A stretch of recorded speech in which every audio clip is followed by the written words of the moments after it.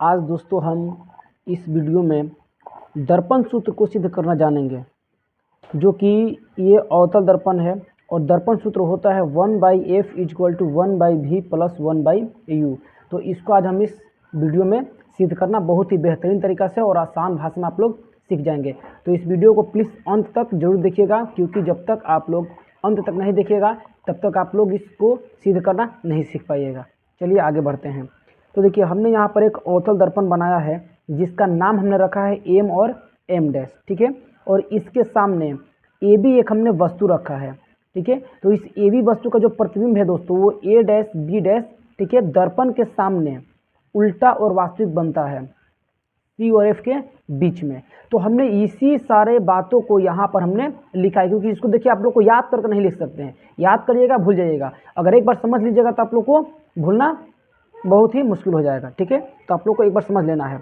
तो लिखा है हमने कि माना एम एम डैश एक अवतल दर्पण है जिसके सामने ए बी एक वस्तु रखा गया है जिसका प्रतिबिंब ए डैश बी डैश दर्पण के सामने वक्रता केंद्र तथा फोकस के बीच उल्टा एवं यहाँ पर वास्तविक छूट चुका है, तो उल्टा एवं वास्तविक बनता है, ठीक है। और यहाँ से हमने जो यहाँ सारा दर्शाया गया है वही बातों को हमने यहाँ पर लिखा है। चलिए आगे समझते हैं। यहाँ पे हमने लिखा है कि हमें सिद्ध करना है कि 1/f = 1/v + 1/u, यही हमें सिद्ध करना है। तो दोस्तों देखिए, सिद्ध करने से पहले हमें इस चित्र में 4 त्रिभुज को खोजना है। कितने त्रिभुज को?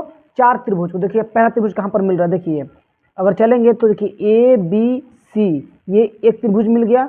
और दूसरा त्रिभुज ए डैश बी डैश सी, ये दूसरा त्रिभुज मिल गया।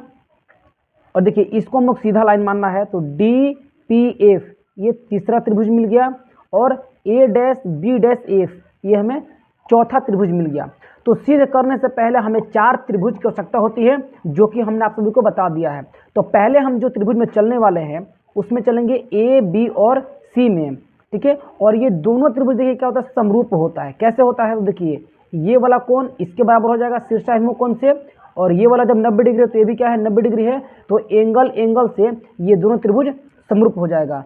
उसी तरीके से देखिए ये वाला भी शीर्षाभिमुख कोण से दोनों बराबर हो जाएगा, और यहाँ पर 90 डिग्री और यहाँ पर भी हम मानेंगे 90 डिग्री कोण बन रहा है, तो ये भी क्या हो जाएगा, दोनों समरूप त्रिभुज हो जाएगा, ठीक है। चलिए अब आगे बढ़ते हैं। तो यहाँ से हमने लिखा है, देखिएगा, माना ए बी सी त्रिभुज ए बी सी और ये समरूप का चिन्ह समरूप त्रिभुज ए डैश बी डैश सी में। देखिए तो हम किस किस त्रिभुज में चल रहे हैं, तो हम चल रहे हैं ये दोनों त्रिभुज में, ठीक है। ये दोनों त्रिभुज में हम चल रहे हैं। तो यहाँ से हमने ये लिख लिया है कि जब दोनों त्रिभुज समरूप है तो समरूप त्रिभुज की संगत भुजाओं का अनुपात दोस्तों बराबर होता है, ठीक है। तो वहाँ से हम देखिए, यहाँ से हमने ले लिया है, ये है लंब, तो इस त्रिभुज का भी लंब लेंगे, ठीक है। और ये है आधार, तो इस त्रिभुज का भी हम ये आधार लेंगे। तो हमने देखिए लंब और आधार का अनुपात ले रखा है, और यहाँ पे लंब और आधार का अनुपात है ए बी बटा ए डैश बी डैश, ठीक है। और = ए सी बटा ए डैश सी, ठीक है। ये हमने समीकरण 1 इसको मान लिया है। अब चलते हैं त्रिभुज डी पी एफ, समरूप त्रिभुज ए डैश बी डैश एफ में, ठीक है। और ये त्रिभुज कौन सा है आप सभी को हम देखिए दिखा देते हैं, D P F A dash B dash F में। तो ये भी त्रिभुज क्या है, समरूप है। तो जब त्रिभुज समरूप है तो हमें केवल लंब और आधार का ही अनुपात लेना है। तो देखिए डीपी बटे हो जाएगा, डीपी बटे हो जाएगा ए डैश बी डैश, ठीक है। और पी एफ बटा हो जाएगा ए डैश एफ। तो ही हम देखिए अनुपात यहाँ पर ले रखा है, डीपी बटा ए डैश बी डैश बराबर पी एफ बटा ए डैश एफ। अब देखिए यहाँ से हमने ये क्या कर रखा है, तो देखिए दोस्तों यहाँ से ये जो है ये समांतर रेखा है, और इसे हमको क्या मानना है, सीधा रेखा मानना है। क्या मानना है? सीधा रेखा। क्योंकि हमें ये मानना है कि दर्पण का जो द्वारक है वो बहुत ही छोटा है, और जब दर्पण का द्वारक बहुत छोटा होगा तो ये दोनों क्या हो जाएगा कि स्ट्रेट लाइन होगा, और इस दर्पण की जो चौड़ाई है बहुत ही छोटी हो जाएगी, तो इसे हम सीधा रेखा ही मानेंगे। तो देखिए यहाँ से ए बी और डी पी दोनों क्या हो जाएगा, बराबर हो जाएगा। क्योंकि देखिए अब ये एक आयत की तरह बन जाएगा, तो ये दोनों आमने सामने की वजह से क्या हो जाएगा, बराबर हो जाएगा। तो उसी से हमने ए बी और डी पी को बराबर कर दिया है। तो जब हमने डी पी और ए बी को बराबर रखा है तो क्या दोस्तों हम डी पी के जगह पे ए बी रख सकते हैं, क्योंकि हमने यहाँ पर रखा है कि डी पी बराबर ए बी है। तो वहीं से हमने ए बी बटा ए डैश बी डैश ठीक रख दिया है, और ये पी एफ बटा ए डैश एफ हमने रख दिया है, और ये समीकरण 2 हमने मान लिया है। ठीक है, यहाँ तक क्लियर है। चलिए अब आगे बढ़ते हैं। तो यहाँ से अब देखिए हमने समीकरण 1 तथा 2 से क्या किया है, तो देखिए ये वाला जो आप लोग को दिखाई दे रहा है समीकरण 2 का, और देखिए समीकरण फर्स्ट का ये वाला भाग, दोनों का देखिए बाएं पक्ष क्या है, दोनों का देखिए बराबर है। ठीक है, जब किसी भी गणित में किसी का अगर दायां पक्ष या बायां पक्ष बराबर होता है तो देखिए दायां पक्ष दोनों का क्या है, बराबर है, सॉरी बायां पक्ष क्या है, दोनों का बराबर है। तो यहाँ से देखिए इसका दायां पक्ष दोनों क्या हो जाएगा, बराबर हो जाएगा। ठीक है, हम इसे बराबर कह सकते हैं। तो वहीं देखिए हमने ले रखा है कि ए सी बटा ए डैश सी और बराबर पी एफ बटे ए डैश एफ। ठीक है, अब देखिए यहाँ से यहाँ तक अगर आप लोग को समझ में आ चुका है, तो अब यहाँ से हम देखिए एक बात समझ में आना चाहिए। देखिए अब हमें यहाँ से ए सी का मान रखना हो कि ए सी का मान क्या है, ए डैश सी का मान क्या है, और पी एफ का मान क्या है, और ए डैश एफ का मान क्या है। ठीक है, तो आइए चलिए अब इसमें हम चित्र से समझते हैं।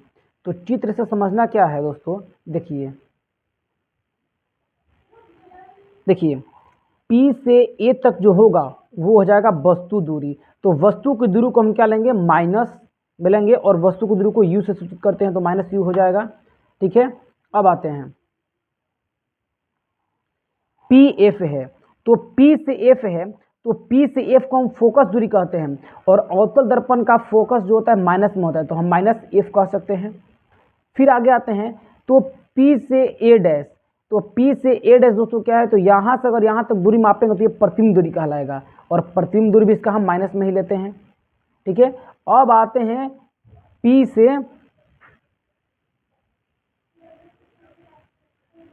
से सॉरी यहाँ से लिखा गया है AC। ठीक है, A से C तक, A से C, तो A से C हम देख रहे हैं कि यहाँ पर कुछ दूरी ही नहीं है, तो हम देखिए A से C को निकालने के लिए हम क्या कर सकते हैं, तो PA में से PC को और हटा देंगे तो ये AC का दूरी निकल जाएगा। तो वहीं से हमने रखा है PC इक्वल टू PA में से वस्तु दूरी में से अगर वक्रता त्रिज्या को घटा देंगे तो ये निकल जाएगा AC, और PA का मान दोस्तों माइनस U है। ठीक है, और ये माइनस यहाँ वाला तो यहाँ पर आ जाएगा, और PC का मान दोस्तों क्या हो जाएगा, R हो जाएगा। ठीक है, तो यहाँ से हमने माइनस R रखा है, और जब इसको हमने सॉल्व किया तो ये माइनस U प्लस का R यहाँ पे आ चुका है। तो हम AC का मान यहाँ से माइनस U प्लस R रख सकते हैं। ठीक है, अब आगे समझते हैं। A डैश C है, ठीक है, तो देखिए यहाँ पर A डैश C क्या है, तो A डैश C है, तो ये कोई दूरी नहीं है। ठीक है, प्रॉपर दूरी यहाँ से कुछ नहीं है, तो यहाँ से हम इसको निकालना चाहेंगे तो क्या करेंगे, तो PC में से A डैश को घटा देंगे तो ये हमारा A डैश C दूरी निकल जाएगा। तो वही देखिए हमने यहाँ पर दर्शा रखा है आप सभी को कि PC में से माइनस कर देंगे PA डैश को, तो यहाँ से निकल जाएगा माइनस R, PC का मान माइनस R, और PA का मान जो माइनस भी आ जाएगा। इसको सॉल्व करेंगे तो माइनस R प्लस का भी आ जाएगा। ठीक है, अब देखिए एक और दूरी है A डैश F, क्या है, A डैश F है, तो A डैश F निकालने के लिए हमें क्या करना पड़ेगा, तो देखिए PA में से यानी कि प्रतिबिंब की दूरी में से फोकस दूरी को घटा देंगे। ठीक है, तो A डैश F ये निकल जाएगा। तो ही हमने किया है PA डैश में से माइनस किया है PF यानी फोकस दूरी को, तो यहाँ से PA का मान माइनस भी और PF का मान माइनस F, इसको सॉल्व करके हमने माइनस भी प्लस का F लेकर के आए हैं। ठीक है, अब देखिए एक और दूरी देखिए P से C, तो P से C जो होगा वो हो जाएगा माइनस R। ठीक है, क्या हो जाएगा, ये माइनस R हो जाएगा। अब इन्हीं सारे मानों को हमें यहाँ पर रख देना है। तो हम यहाँ से जो पहुँचे थे यहाँ तक, चलिए यहाँ तक जो आए थे, देखिए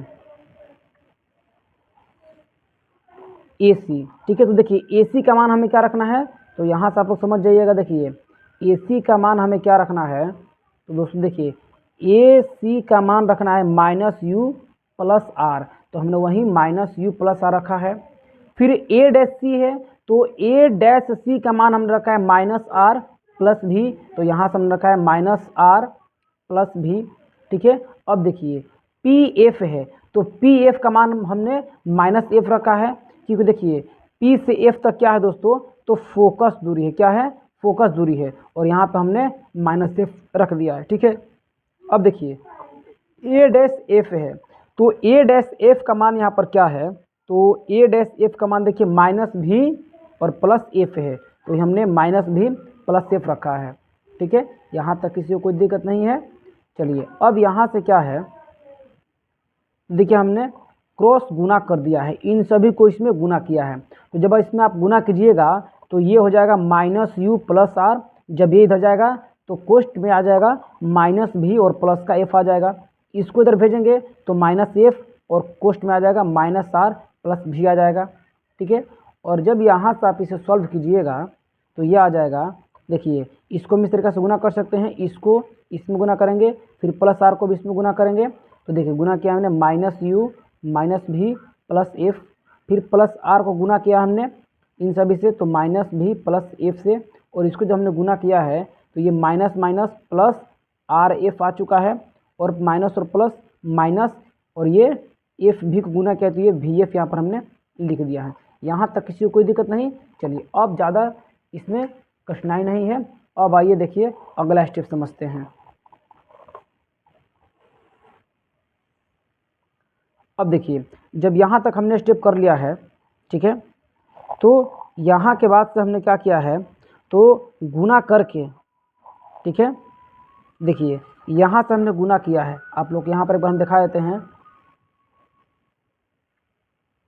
ये जब हमने इसको गुना किया है तो देखिए दोस्तों यहाँ पे क्या आ चुका है, इन सभी को जो हमने गुना किया है तो यहाँ पे आ चुका है ये u v minus u f minus r v plus f r equal to r f minus v f. ठीक है, यहाँ तक आ चुका है। तो देखिए यहाँ से हमने क्या किया, देखिए ये एफ आर और ये आर एफ दोनों क्या हो जाएगा, कट जाएगा, क्योंकि बराबर के दोनों विपरीत साइड में है, और ये भी प्लस में, ये भी प्लस में, दोनों क्या हो जाएगा, ये कट जाएगा। और हम देखिए आर इज इक्वल टू दोस्तों 2f रख सकते हैं, क्योंकि आर का जो फॉर्मूला होता है वो 2f होता है। ठीक है, तो यहाँ से हमने क्या किया है, तो ये यू एफ जेब कहते हैं आ चुका है, ये भी यू एफ यू भी जेब कहते हैं, यू एफ जेब कहते हैं, और ये आर के जगह पर हमने 2f रखा है, और ये भी का भी यहाँ पर वैसा का वैसे ही उतार दिया है, और यहाँ बचा है माइनस का भी एफ, तो यहाँ पर माइनस का भी एफ हमने लिख दिया है। ठीक है, और आगे जब बढ़ेंगे हम यहाँ से तो देखिए ये हो जाएगा यू भी और ये माइनस यू एफ, और देखिए जब इसको बराबर के दूसरी तरफ भेजेंगे तो ये हो जाएगा प्लस 2f भी हो जाएगा, और ये माइनस का भी एफ। तो जब यहाँ पर 2f भी है और यहाँ पर सिंगल भी एफ है, तो जब घटेगा तो ये प्लस का भी एफ भी बच जाएगा, और इसको हमने जेब कहते हैं यहाँ पर देखिए उतार दिया है ये वाला को। ठीक है, अब यहाँ से आप लोगों को देखिए एक बात याद रखना होगा, यहाँ से करना क्या है दोस्तों, जब इस पड़ाव तक हम पहुँच जाएंगे तो यहाँ से आप लोग को लिखना है कि दोनों तरफ यू भी एफ से भाग देने पर हमें इस दोनों पक्षों में यू भी एफ से क्या कर देना है, भाग कर देना है। और जब आप भाग कीजिएगा तो यहाँ पर देखिए यू भी बटा u v f minus u f बटा u v f is equal to f v बटा यू भी एफ आ जाएगा। ठीक है, तो देखिए यहाँ से हमने क्या किया है, यू भी को यू भी से कटा दिया है, यहाँ पर यू एफ को यू एफ से कटा दिया है, और यहाँ पर हमने भी एफ और भी को एफ और भी से कटा दिया है। तो देखिए यहाँ पर 1 बटा एफ बच गया, माइनस का माइनस, और यहाँ से 1 बटा भी बच गया, और यहाँ पर 1 बटा यू बच गया। ठीक है, अगर देखिए हमें चाहिए था 1 by f equal to 1 by v plus 1 by u, तो हम एफ को यहीं पर छोड़ देंगे, और बाकी इसको जो ये माइनस वाला है इसको बराबर के जब दूसरी तरफ भेजेंगे तो ये हो जाएगा प्लस का 1/v, और ये पहले से प्लस में है तो ये बचेगा 1/u, और हमें यही वाला सिद्ध करना था। ठीक है, अगर आप सभी को ये वीडियो अच्छा लगा है और समझ में आया है तो प्लीज़ इस वीडियो को लाइक, शेयर और सब्सक्राइब कीजिए। अगर एक बार में नहीं समझ में आया है तो बार बार आप देखिए इसे। ठीक है, और उत्तल दर्पण से संबंधित उसमें भी हम दर्पण सूत्र को सिद्ध कराएंगे।